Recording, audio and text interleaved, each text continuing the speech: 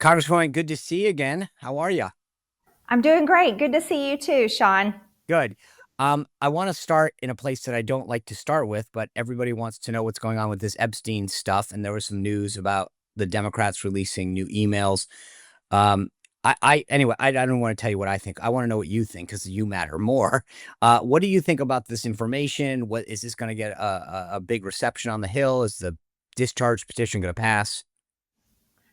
Great question. Well, as you know, my name is on the discharge petition, and today the speaker is supposed to be swearing in the new Democrat member of Congress that says that she will be signing the discharge petition. So that will create 218 signatures to release Thomas Massey's bill to release the Epstein files. But I also serve on the Oversight Committee, and I'm involved in our investigation on the Oversight Committee into the Epstein files. And we have already had a lot of information been released to us. So much information that I haven't made my way through all of it yet. And I actually have a meeting today about those emails that the Democrats had released. Those were emails I had not seen yet. The one thing that I will tell you is over and over and over again, the victims, the actual victims of Jeffrey Epstein have said that Donald Trump did nothing wrong. And I think that their voices speak the loudest, and those are the women that I'm listening to. And I look forward to seeing them again. I think we're planning to have another press conference next week. So for the average person that's sitting there, whether it's Georgia or South Dakota, and saying, Congresswoman Taylor, what is it that we want to get? What are you trying to achieve in this? How do you answer that? Transparency. And I believe the American people deserve it, but I also think the victims deserve it as well.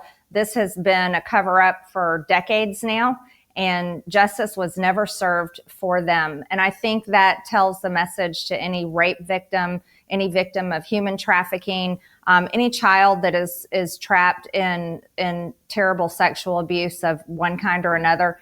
That tells them that people actually do care about them, because if this is continued to cover up the most famous convicted pedophile in history, if his files are covered up, then that tells every victim that they don't matter. And Sean, I'll go further with that.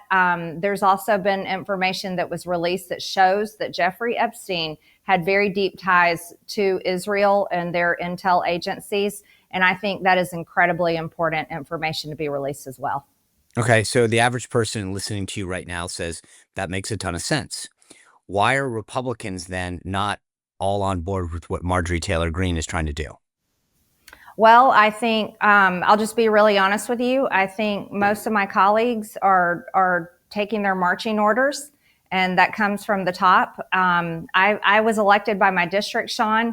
I represent the American people, and I'm just going to stick with doing the right thing. Okay, fair enough. But Congressman Joe Blow says, hey, I just heard Marjorie Taylor Greene on the Sean Spicer show, because that's where they get all their information. And they said Yeah. that was a really compelling case that she made. Speaker Johnson, why shouldn't I join her? Like, this seems very smart. Give me just an example. Like, what is that leadership message that says don't do it? Sean, it's hard for me to make excuses for something that I personally don't understand and agree with. Okay. So I can't make excuses for them. I Not really wish excuses, but I just want to know, like, what's the case? I don't know. That's I don't crazy. know. I I mean, don't know why anybody doesn't get on board and fully support the release of all this information. It's the easiest thing to do. It's what all of us have said over and over again. It was even said over and over again on the campaign trail.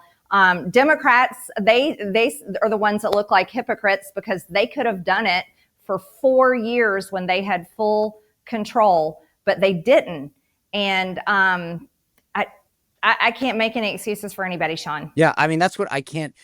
To me, I get playing team ball, but what I Mm-hmm. don't get is I agree with the argument you just made. Like, what's the downside? And no one can answer that to me. Like, I keep asking the same thing. So let me just, before we move on, at the end of the day, what do you think will come of this? Meaning, you got a discharge petition, you're on the committee, but the DOJ and others have to be willing to give you documents. Do you actually think that we're going to achieve something real here, or will you get stonewalled? I I always hope that people will do the right thing, Sean, but I have to be completely honest. The fact that this has been covered up for so many years at the highest level, um, you know, is it makes me wonder if true evidence still exists, if it wasn't destroyed years ago. I mean, Yeah. I can't help but to ask those questions in my mind, but I certainly hope for the victims that the information comes out.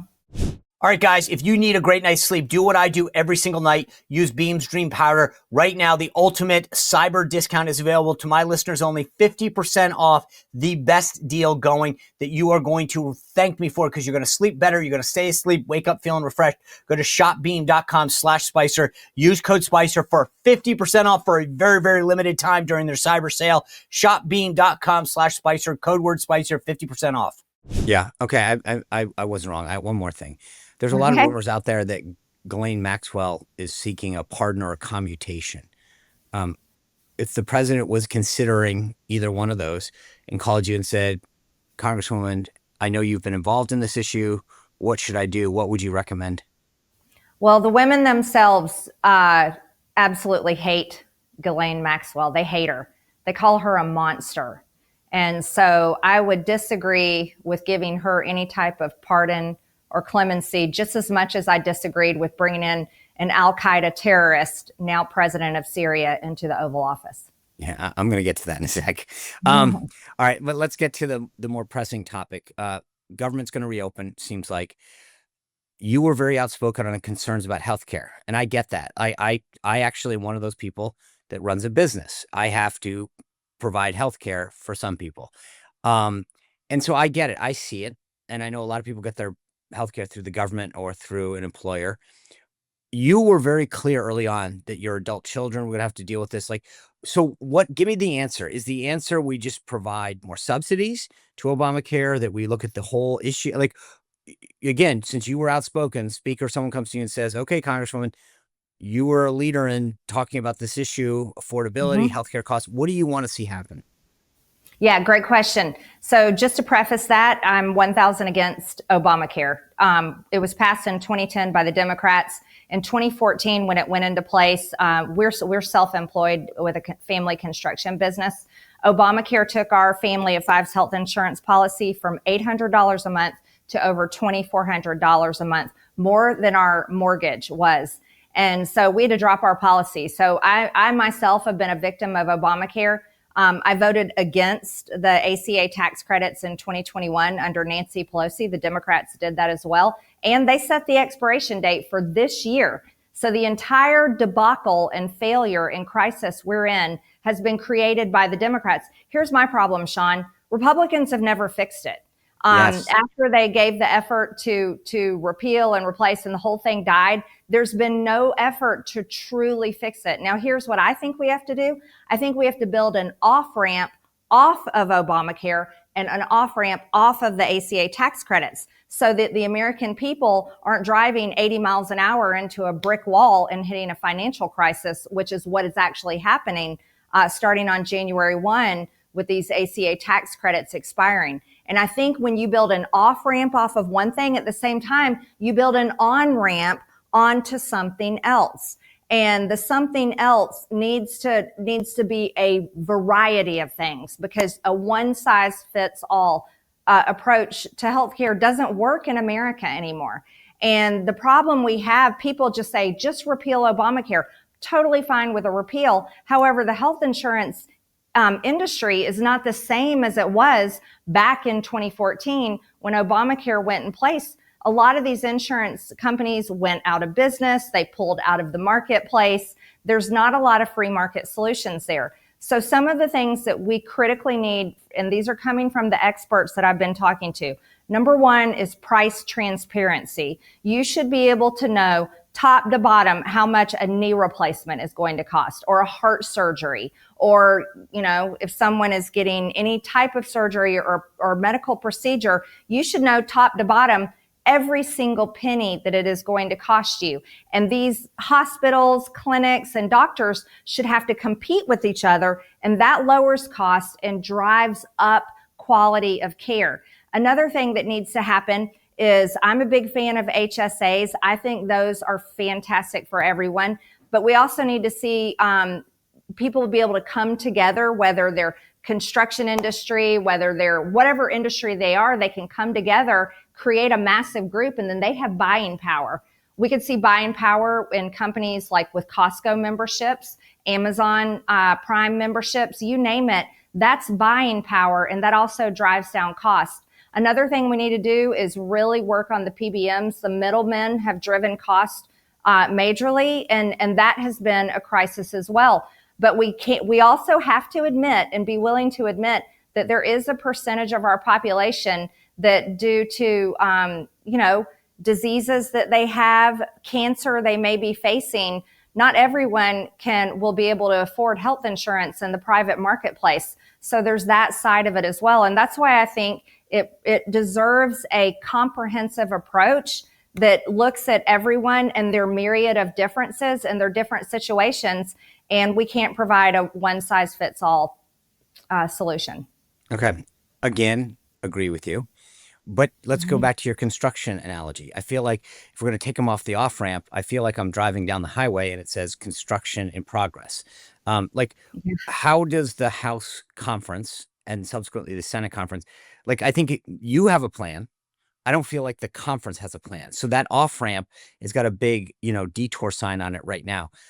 How quick can we get that off ramp from Obamacare in place? Because for a lot of people, they're facing the consequences of okay, I get it. I'm for it. I liked what you said. I want more transparency, more market capital effects in our healthcare. But how soon can something like that happen? And so where's the conference that you're part of in terms of coming to an agreement on something and being able to deliver that in a relatively quick amount of time?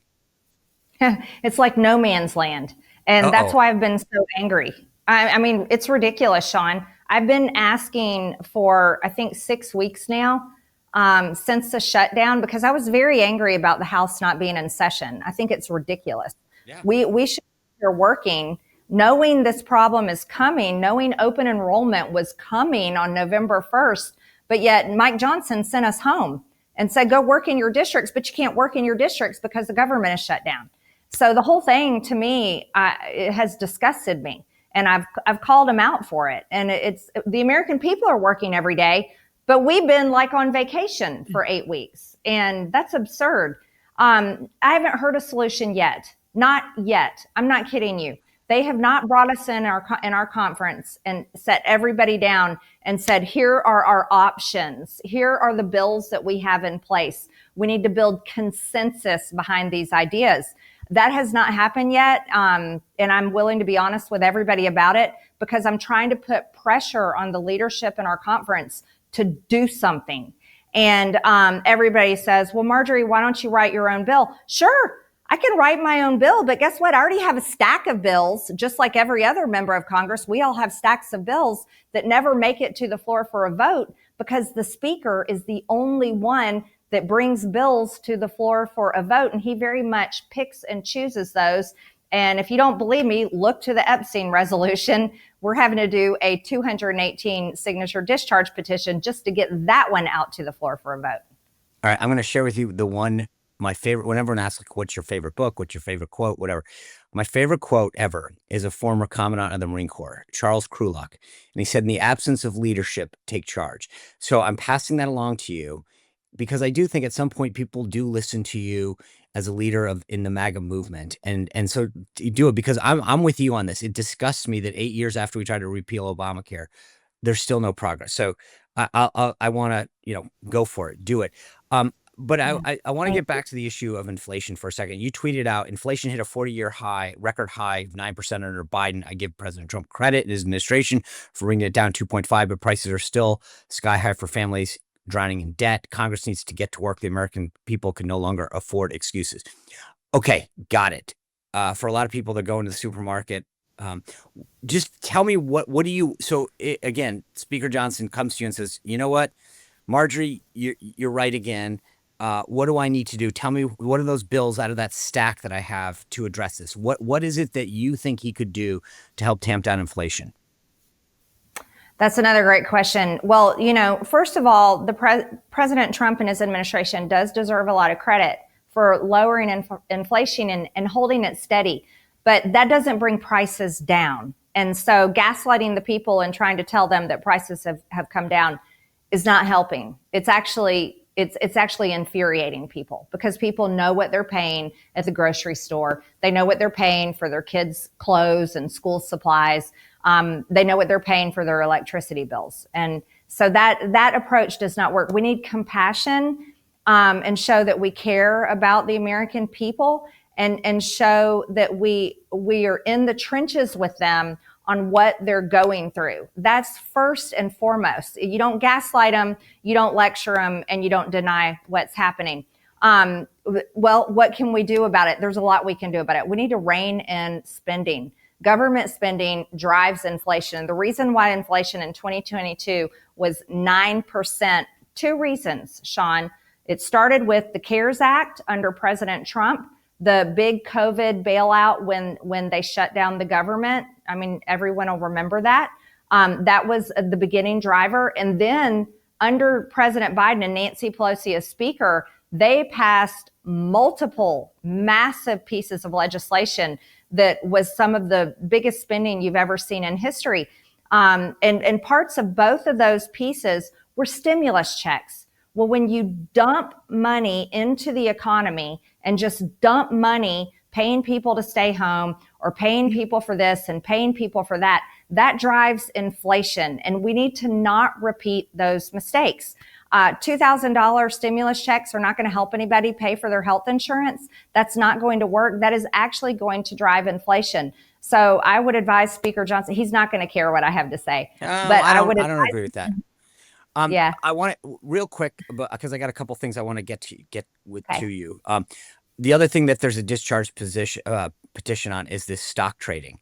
Are you on board on preventing members from actively trading stocks?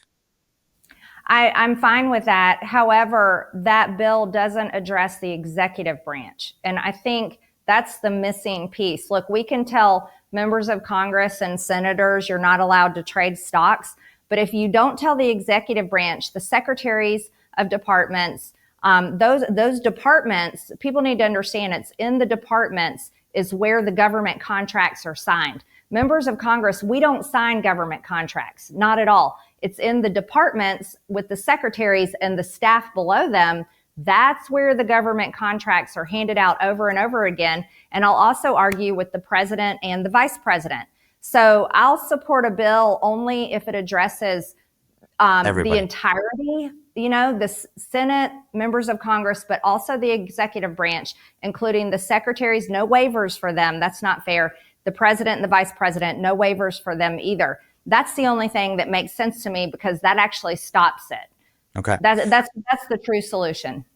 Okay, and I think that's fair. I couldn't trade when I was in the White House. I had to divest of everything. I don't think that's a bad. And you can invest in mutual funds when you're a White House staffer. So I'm fine with that.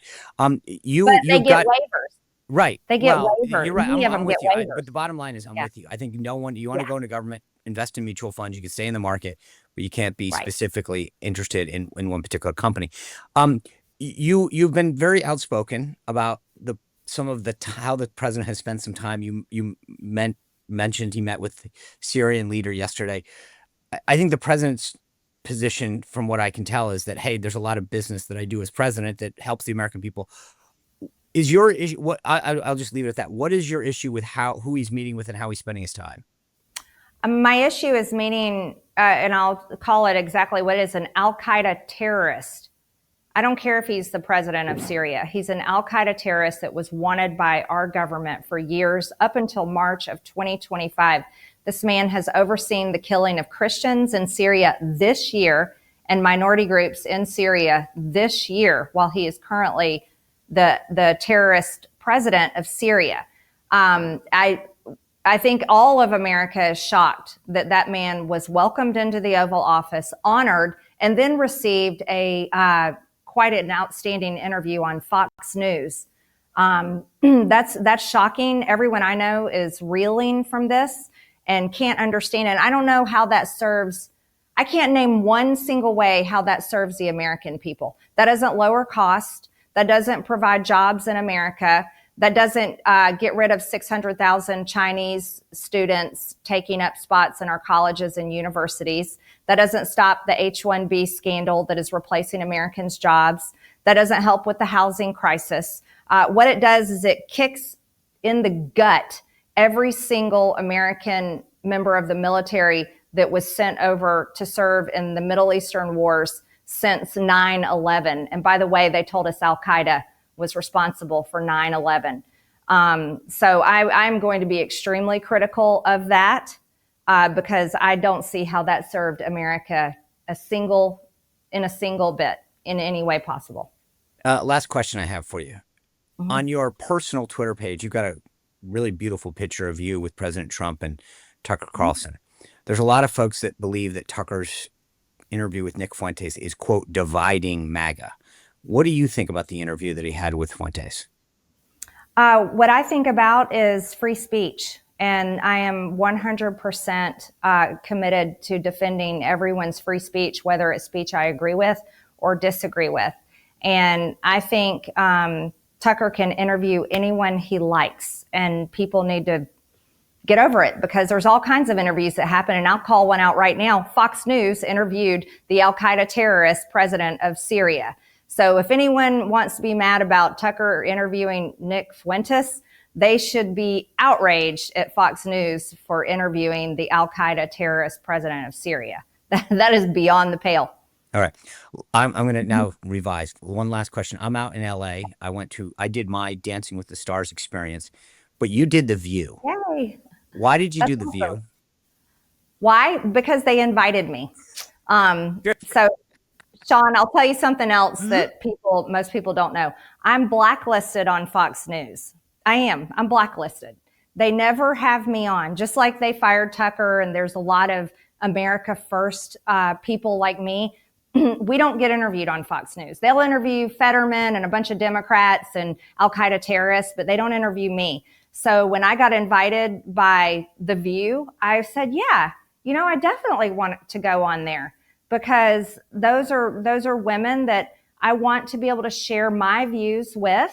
Their audience are people I want to be able to share my views with. And then, Sean, I'll be really honest with you. I'm really tired of toxic politics. And I learned something from Charlie Kirk. If we're not talking to the other side, then we are moving our country in a dangerous situation. And so I put my Christian faith into action, and I went on to The View, and I was kind, and they were kind back to me, which I think was something that was healthy for America. At least I hope. I hope we haven't fallen into so much hatred that we can't be kind to one another anymore. But I simply went because they asked me. Same with CNN. I only went on CNN because they asked me.